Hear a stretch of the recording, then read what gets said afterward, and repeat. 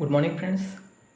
आज के लेक्चर में हम ये डिस्कस करने वाले हैं क्वेश्चंस जिसमें हमें कैलकुलेट करना है वाई एंड जेड पैरामीटर्स और नेटवर्क हमें नीचे दिया हुआ है।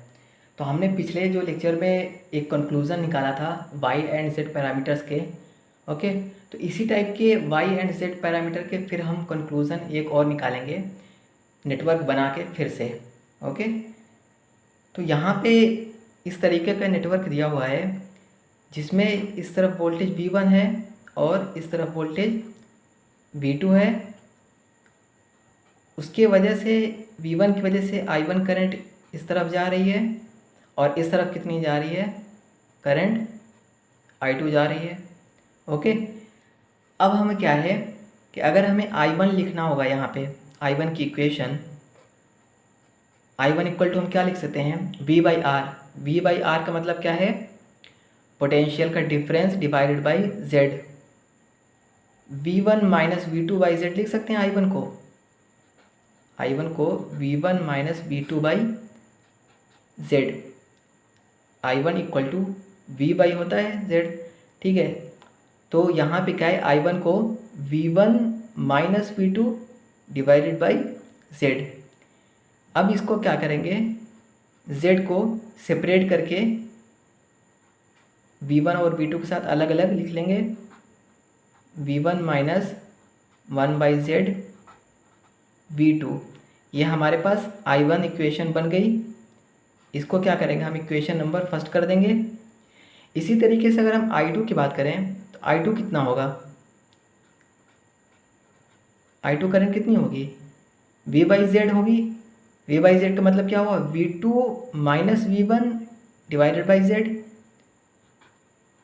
V2 minus V1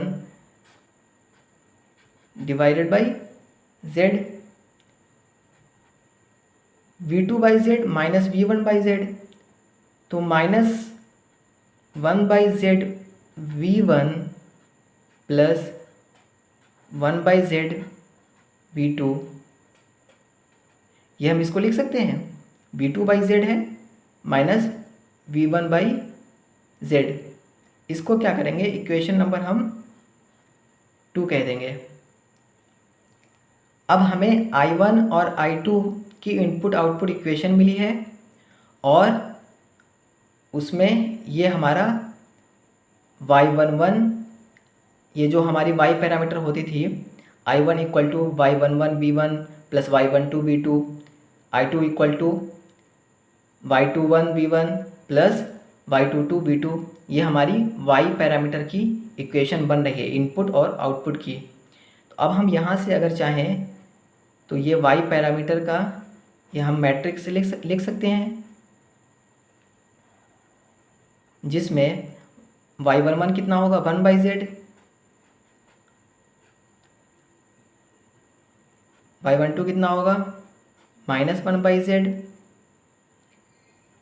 minus 1/Z Y21 होगा, Y22 कितना होगा, 1/Z। हमें Y मैट्रिक्स मिल गई है। अब हम अगर यहाँ से, हमने क्या कहा था कि अगर Y पैरामीटर और Y मैट्रिक्स मिल जाए तो हम वहाँ से Z मैट्रिक्स और उसके पैरामीटर्स इन्वर्स करके फाइंड कर सकते हैं। अब हम क्या करेंगे, Z मैट्रिक्स हमें फाइंड करनी है, तो जो Y मैट्रिक्स है उसका इन्वर्स करते थे हम Z मैट्रिक्स और उसका पैरामीटर फाइंड करने के लिए। ओके, तो अब हम क्या करेंगे, इसके लिए हमें क्या है, जो Y पैरामीटर है उसका डिटर्मिनेंट निकालना पड़ेगा। हमारे पास Y11 Y12 ये सब कुछ है, बट जब इन्वर्स निकालने के लिए क्या करते हैं, 1 बाई डिटर्मिनेंट और उसका मैट्रिक्स बनाते हैं। तो डिटर्मिनेंट बनाने के लिए क्या करते हैं, इसको मल्टीप्लाई माइनस इसका मल्टीप्लाई, तो 1/Z 1/Z 1/Z square minus इनका माइनस मल्टीप्लाई करेंगे तो प्लस हो जाएगा, और 1/Z 1/Z 1/Z square, 1/Z square minus 1/Z square क्या हो जाएगा, 0 हो जाएगा। इसका मतलब क्या हुआ, डिटर्मिनेंट ऑफ Y जो है हमारा 0 हो जा रहा है। डिटर्मिनेंट ऑफ Y हमारा 0 होने का मतलब क्या हुआ, इसका इन्वर्स जो है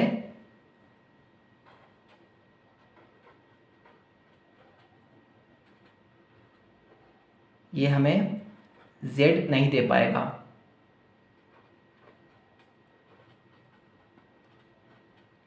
ओके, क्योंकि हमारा क्या है, डिटर्मिनेंट 0 हो गया है। और z मैट्रिक्स के लिए हमें क्या करना होगा, 1/डिटर्मिनेंट y, और इन सब का पैरामीटर आपस में इनको आपस में चेंज करना होगा, और इनका आपस में साइन चेंज करना होगा। इस तरीके से हम z निकालेंगे। बट क्या है कि यहाँ पे डिटर्मिनेंट ही इसका 0 हो गया है, तो z उसका एग्जिस्ट ही नहीं करेगा। ओके, अब इसी चीज़ को अभी हमने इस तरीके से प्रूफ किया था। अब हम डायरेक्ट जो पिछले लेक्चर में हमने कंक्लूज़न निकाला था उससे भी हम बता देते हैं। तो उससे अगर हम यहाँ पे अगर देखें, ये जो हमारे पास नेटवर्क है,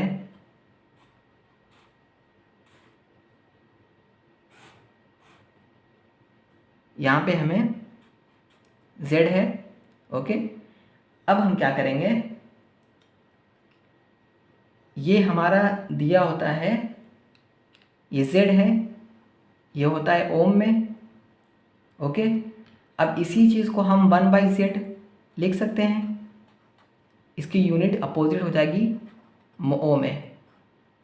ओके, अब क्या करेंगे, हम यहाँ पे एक और हम वर्चुअल शो कर रहे हैं। ओपन सर्किट का मतलब क्या हुआ, यहाँ पे इसका रेजिस्टेंस जो है इनफाइनाइट, रेजिस्टेंस या इम्पीडेंस जो है इसका इनफाइनाइट है, तभी ये ओपन सर्किट है। इनफाइनाइट ओम है, मतलब क्या है, ओपन सर्किट है। अब इसी का अपोजिट अगर हम बात करें तो इसी का अपोजिट हम 0 मो भी बोल सकते हैं इसको, इनफाइनाइट ओम या फिर 0 मो, दोनों सेम ही चीज़ है, दोनों एक दूसरे का अपोजिट होता है। ओके, तो ये ओपन सर्किट था, इसलिए ओपन सर्किट का मतलब ही क्या हुआ कि यहाँ से कोई भी करंट पास नहीं हो रही। मतलब क्या है कि वहाँ का रेजिस्टेंस बहुत ज़्यादा है। ओके, वो रेजिस्ट कर रहा है करंट को, इसलिए ये ओपन सर्किट है। इसका मतलब क्या है, इनफाइनाइट ओम है। इनफाइनाइट ओम है तो इसका अपोजिट अगर हम करेंगे तो 0 मो आ जाएगा। इसी तरीके से यहाँ पे अगर हम बात करें तो यहाँ पे भी क्या है, ओपन सर्किट है, मतलब क्या है, इनफाइनाइट ओम यहाँ पे भी होगा। ओके, अब इसी इनफाइनाइट ओम को हम क्या लिख सकते हैं, 0 मो लिख सकते हैं, इसका जस्ट अपोजिट होता है ओम का। ओके, अब हमने बताया था पाई नेटवर्क के बारे में। पाई नेटवर्क में जब हमें y1 और y पैरामीटर सारे फाइंड करने होते थे, तो y11 के लिए, y12 के लिए, सब के लिए कैसे हम फाइंड करते थे, y11 फाइंड करना होता था, क्या करते थे, इनका सम करते थे। ओके, तो इनका सम करेंगे 0 + 1/z इक्वल टू क्या आएगा, 1/z। उसके बाद y12 इक्वल टू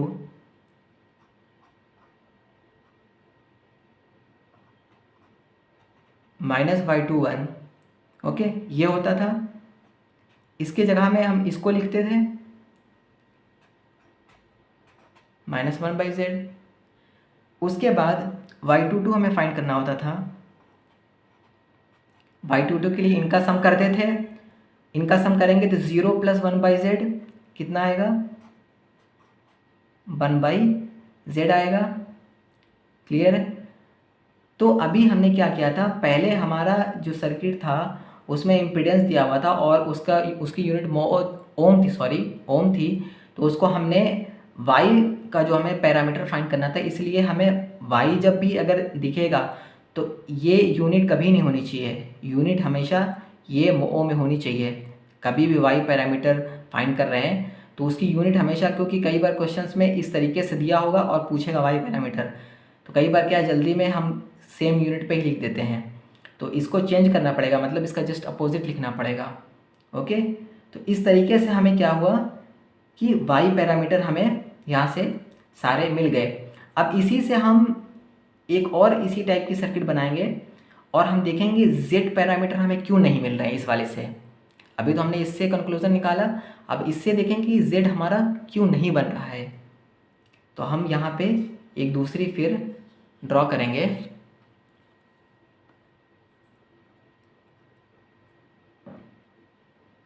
यहाँ पे हमारा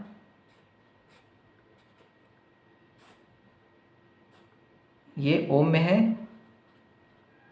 और ये इस तरीके से है। अब क्या करेंगे हम, यहाँ पे भी ओपन सर्किट है। ओपन सर्किट का क्या मतलब हुआ, इनफाइनाइट है इसका रेजिस्टेंस, और यहाँ पे क्या है, यहाँ पे शॉर्ट सर्किट है। यहाँ शॉर्ट सर्किट का मतलब क्या हुआ, 0 ओम। क्लियर है, शॉर्ट सर्किट का मतलब है कि 0 ओम है। मतलब क्या है, यहाँ से करंट सबसे ज़्यादा पास होगी। मतलब क्या है, यहाँ पे कोई रजिस्ट करने वाला नहीं है। रजिस्ट करने वाला नहीं है मतलब क्या है उसका, कि वहाँ पे 0 ओम का रेजिस्टेंस है। शॉर्ट सर्किट का मतलब यही होता है कि 0 ओम का वहाँ रेजिस्टेंस है, मतलब रेजिस्टेंस एक तरीके से है ही नहीं, उसको यही कह सकते हैं। ओके, तो ये हमने क्या बना लिया, एक टी नेटवर्क बना लिया है। ओके, टी नेटवर्क हमने बना लिया। तो अब टी नेटवर्क का हमने कंक्लूजन बताया था, Z11 कैसे फाइंड करते हैं, इन दोनों का सम करते हैं Z11 के लिए। तो अब यहाँ पे मान लो कि जो Z है, ये Z की जगह कोई वैल्यू दी होती, 2 3 4 5 कुछ भी दी होती, उसमें इन दोनों का सम करना है। तो किसी नंबर के साथ में 2 3 4 5 8 10 100 कुछ भी हो, उसके साथ इनफाइनाइट को ऐड करेंगे तो क्या आएगा, इनफाइनाइट आएगा। Z11 हमारा इनफाइनाइट हुआ। उसके बाद Z12 equal to Z21 equal to, इनको हम फाइंड करने के लिए क्या करते थे, इनको ऐड करते थे। 0 प्लस इनफाइनाइट कितना होगा, इनफाइनाइट होगा। Z22 हमें फाइंड करना है। Z22 फाइंड करने के लिए क्या करते थे, इसको हम डायरेक्ट लिखते थे, ये भी इनफाइनाइट है। तो अब हम क्या देख रहे हैं इस नेटवर्क में कि Z11 Z12 Z21 Z22 सारे क्या है, आ रहे हैं, इनफाइनाइट आ रहे हैं। इसका मतलब क्या है कि जो Z पैरामीटर हैं और ये Z मैट्रिक्स, ये एग्जिस्ट ही नहीं करेंगी इस टाइप के नेटवर्क के लिए। ओके, तो ये हमेशा ध्यान रखना पड़ेगा हमें कि जब भी ऐसे इस टाइप के नेटवर्क आएंगे तो उसका क्या है, Z पैरामीटर एग्जिस्ट ही नहीं करता है। ओके, तो ये चीज़ें ध्यान में रखनी है, क्योंकि हमेशा डायरेक्ट क्वेश्चंस आएंगे तो सिर्फ ऐसे इतने आसान क्वेश्चंस नहीं होंगे, तो उसमें बहुत सारी चीज़ें सर्किट ऐड होती हैं उसके साथ साथ में। तो ये ध्यान, एक एक चीज़ें, एक एक पोर्शन ध्यान दे के वो डायरेक्ट उसकी वैल्यू लिखते जाते हैं पैरामीटर्स की। इसी तरीके से हम जो नेक्स्ट में हम देखेंगे, इस तरीके का अगर नेटवर्क दिया हुआ है तो उसमें क्या क्या पैरामीटर्स एग्जिस्ट कर सकते हैं, ZY में से कौन सा एग्जिस्ट करेगा, कौन सा एग्जिस्ट नहीं करेगा, ये सारी चीज़ें हम नेक्स्ट लेक्चर में देखेंगे। तो आज के लेक्चर के लिए इतना ही है। तो ये बस चीज़ें हमें ध्यान रखनी है जो हम कंक्लूज़न अभी पिछले लेक्चर में बताए हैं और अभी का जो हमने कंक्लूज़न, क्योंकि डेरिवेशन से तो हमने ड्राइव करके बता दिया था कि ये एग्जिस्ट नहीं करता, बट इस तरीके से भी हमने डायरेक्ट जो है सर्किट को हमने लिख कर इस तरीके से हमने यहाँ पे डायरेक्ट अप्रोच से भी बता दिया है कि दोनों तरीके से ये जो हमारा पैरामीटर्स है ये एग्जिस्ट नहीं करेगा। इस कंडीशन में ऐसा नेटवर्क होगा तो सिर्फ Y पैरामीटर एग्जिस्ट करेगा। क्लियर है? तो मिलते हैं फिर नेक्स्ट लेक्चर में इस सर्किट के साथ में। Okay, thank you.